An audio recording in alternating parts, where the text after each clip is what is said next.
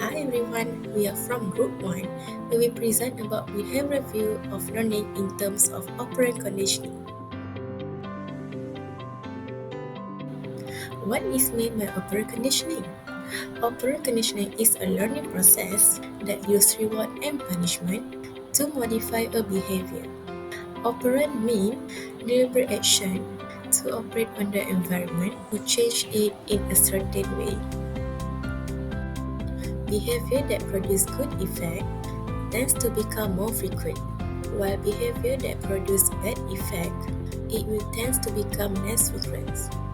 Behavior that are followed by positive outcome, it will be strength, while behavior that are followed by negative outcome, it will weak. Hi guys, today I'm going to talk about reinforcement. Reinforcement aims to increase desire or desirable behavior. A reinforcer acts as a role to strengthen a repeated behavior more and more frequently. We have two types of reinforcement, which is positive and negative reinforcement. Next. Positive reinforcement is adding something desirable to increase a behavior. For example, a behavior which a student helps Dr. Laila to carry books from classroom to her office. The added stimulus by the reinforcer, which is Dr. Laila. Dr. Laila gives the student a chocolate bar as a reward for her good deed. This results in the student help other teachers and friends more often when others are in need of help. Next, going to negative reinforcement. Negative reinforcement is removing something desirable to increase a behavior. Please remember that negative reinforcement is not a punishment. It is a learning technique that encourages a behavior by removing an unpleasant stimulus. Next slide is an example of a negative reinforcement behavior. Thank you. Good morning, class. Good morning, teacher. So before we start our class, can I check your homework? I done my homework, teacher.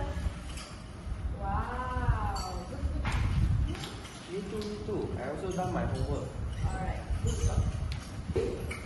Oh no, I didn't finish my homework, teacher. I already finished. Last time, I didn't ever finish your homework. I didn't finish it.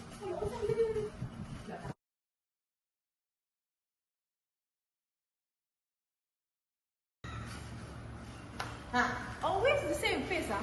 Hey, teacher, I done my work. Let me check it. Alright, good. Alright, continue with this. Encourage or reduce undesirable behavior, making it less likely to happen again.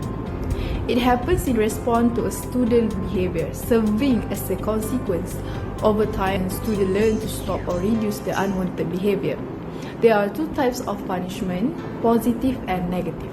Both aim to reduce undesirable behavior, but they differ in how they do it. Positive punishment is by adding something unpleasant. So the teacher introduces something unpleasant to discourage the behavior. For example, if a student arrives late to school, the teacher will assign them to write the sentence, "I will not be late to school again. I will come early from now on." 2 pages long and submit it by the end of the day. So, writing the same sentence repeatedly is unpleasant task for the student. So, to avoid this in the future, the student learn to come to school on time. Negative punishment is by taking away something enjoyable. So, the teacher will remove something that student enjoy to reduce the behavior. For instance, if a student keep misbehaving in class by talking or acting up, the teacher will exclude them from participating in fun class activity.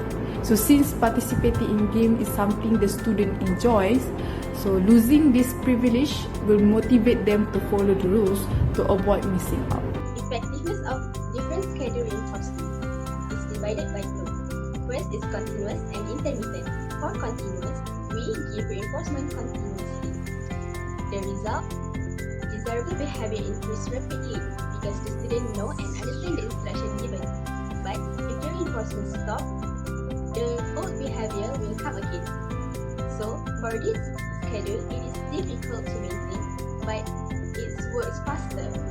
Second is intermittent. Intermittent works better and effective. We doesn't provide every time the desired behavior occurs. Me suggests to use variable ratio because it's persistence rate. For example, the student doesn't know when the reinforcement will deliver, so the student will show a desirable behavior. This will make a student show desired behavior continuously.